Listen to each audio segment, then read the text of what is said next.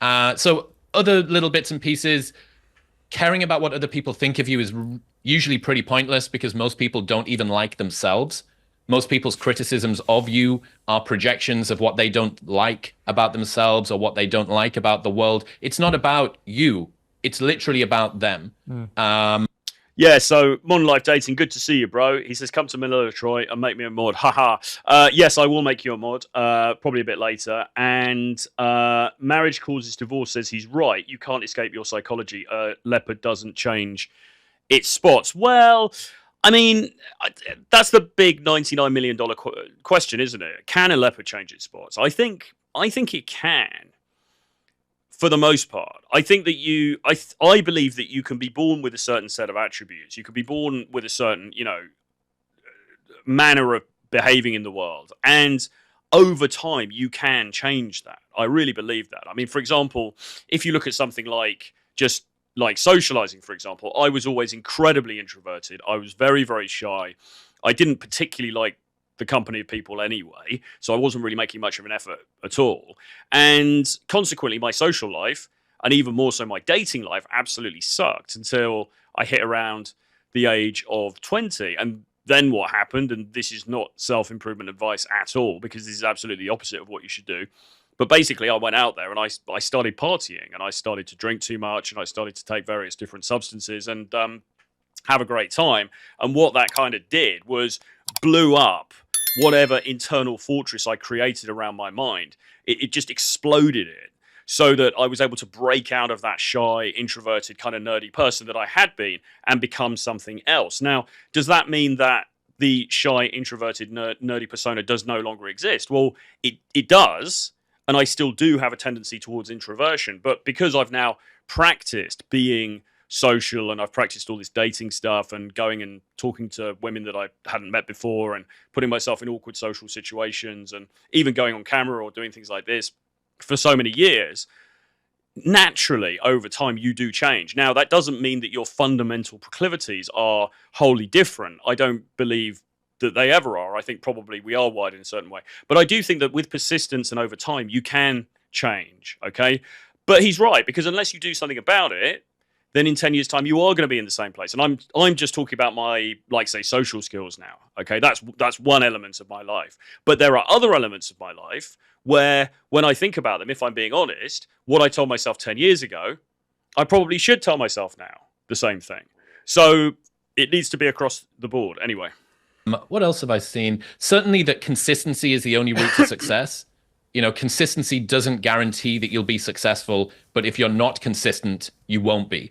That's interesting. So, sorry, I can't see the comments on the screen here for some reason, but Marriage Causes Divorce is saying he did a really good interview with the Trigonometry podcast. He said the black pill is more correct than the red pill. I need to watch that one. I haven't watched that yet. Yeah, drop me the link maybe if you want, or I'll find it on his channel. But, I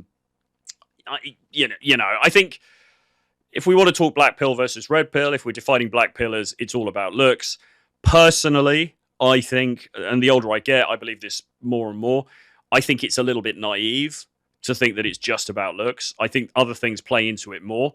I think if you want to be doomer about it and you want to say, well, it's not about game, it's about something else, I would say that money and status, in the end, for a guy, probably play more of a part than looks. But then it depends what you're going for, because we know that women's short-term mating selections are different to their longer-term mating selections. In other words, she'll probably fuck the good-looking dude with the 12-pack at the beach party because he's hot or whatever, but she wouldn't necessarily marry that guy. She's going to marry the guy with the resources. Ideally, she wants both together, okay? And that's the sweet spot, but very few guys achieve all of the stuff that hypergamy requires within the same person. So I just feel like... I don't know, man. From everything I've seen and everything I've observed, I think that the black pill... I mean, yeah, of course looks are important. Yeah, of course. If Chris Williamson walks into a bar, good-looking guy, he's going to get attention. He's also a celebrity now, or a celebrity of sorts. So that's going to help. But even if he wasn't, he would get attention. Yes, he's in good shape. Yes. But is that the only thing? No, I really don't think it is. I think if you want I think the real black pill is actually that money and status are much more involved with this than we would care to admit.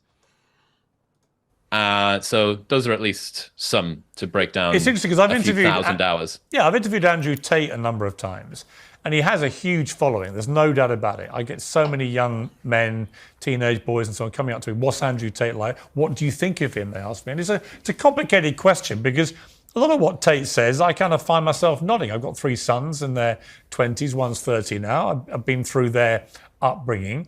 And there's no doubt a lot of young men these days feel a bit lost and they're crying out for people to try. All right, so Eric says the truth is somewhere between the red pill and the black pill. Well, the problem that I have with the black pill, and John, I believe if he's still on here, would probably echo this, is that the black pill fundamentally says there's nothing you can do. Because if you're not born incredibly good looking, then it's over. So you may as well just give up.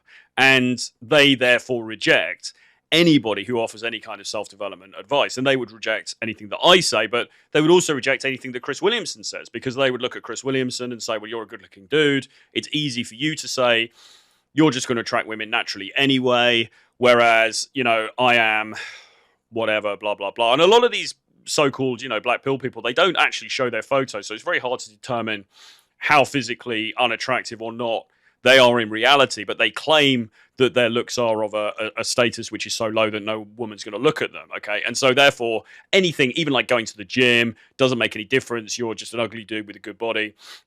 Making money, well, she's just going to use you for your money and discard you. Gaining status, again, she might mess with you for a while, but she's gonna fuck the pool boy. So it's a very, very bleak message, and that's a message that I can't endorse, because for one thing, I think it's incredibly bad life advice in general, right? Because, you know, we're all here. It's what, a 1 in 400 trillion chance that I'm here, that you're here, that Chris is here, that Piers Morgan is here, right? So while we're here, we might as well try and max things out as best as we can. So there's that side of things. And secondly, fundamentally, I do think that these other things do come into play. I don't believe that male attractiveness is solely predicated on how you look. I do think, because we have clients, okay, who are very good looking, and they're not getting any action, right? It's crickets, okay? So if it was just about looks, those guys would be getting laid like rock stars, but they're not. So there's clearly something more to it. And this is what we try to teach in our course, The Edge, the course that I'm doing with James Tusk. If you want more information on that, you can email me, troy@realtroyfrancis.com. But basically, there has to be this X factor. There has to be something else. And the same thing, by the way, is true of money as well. Because although I said money and status plays into it, and they do, there are also plenty of dorky, boring, rich guys out there as well who are not getting any action. Or if they are getting action, they're not retaining those women because the women in the end think this guy's a bit of a boring fucker, and then it all falls apart, okay? So you kind of need to have everything, but I think it's overly simplistic and frankly a little bit naive just to put it down to one individual thing. I mean, look at Piers Morgan's wife. If they're still married, I believe that they're still together, is a very good looking woman, right? Would you say Piers Morgan is the best looking bloke on the planet? No. Now, he's got other attributes though, you know. He has status, he is articulate, he's probably got, you know, decent money, whatever, right? So I think male attractiveness is much more holistic than we assume. Okay, and we're lucky in that regard. We're very lucky in that regard, because the unfortunate thing for women is, sadly for them, it kind of is really all based around looks and body shape for the most part. Okay, not saying other things don't come into play at all, because they do, but for the most part, you know, men do tend to be very visual. With women, they are taking these other things into account, which is kind of good, because it does mean you can level up. And the problem with the black pill is that their message is the antithesis of that. They're like, no, you can't level up, just give up, just go and sit in your bedroom. Try and guide them, and in his, you know, pretty blunt way, Tate does that to a degree, but he also does other stuff which I'd imagine, like me, you would find very uncomfortable. Leading question. Eric says, if you do all your dating relationships off of I think Tinder and Instagram, the black pill is most relevant. Well, that's true, and actually, we're going off on a bit of a tangent with this black pill stuff here, but we might as well, because I wanted to use this video more as a way to start the discussion rather than, you know, just the thing in itself.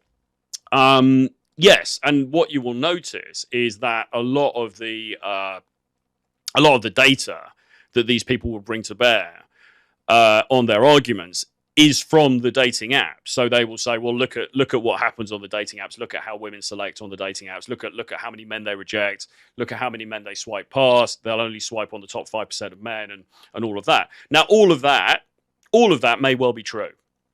However, what you notice if you go and meet people in real life is there is a marked difference to how you are perceived when you approach a woman in real life than to how you might be perceived by her on the dating app. So, for example, my girl, I was talking to her last week, and she was saying, look, I mean, she said, on paper, you are not my type, okay? On paper, you are not my type. There are other things that I, prefer, okay? Had I met her or attempted to meet her via a dating app, it's very likely she wouldn't have swiped on me. It's very likely we wouldn't have matched. Now, instead, because we met in real life, she was able to sort of see some of my personality, a bit of the riz, a bit of the, the cheeky chappy London geezer, whatever it was she liked about me. That changed the dynamic. And then she found out that there were even more things about me she didn't like my job and all kinds of crap, okay?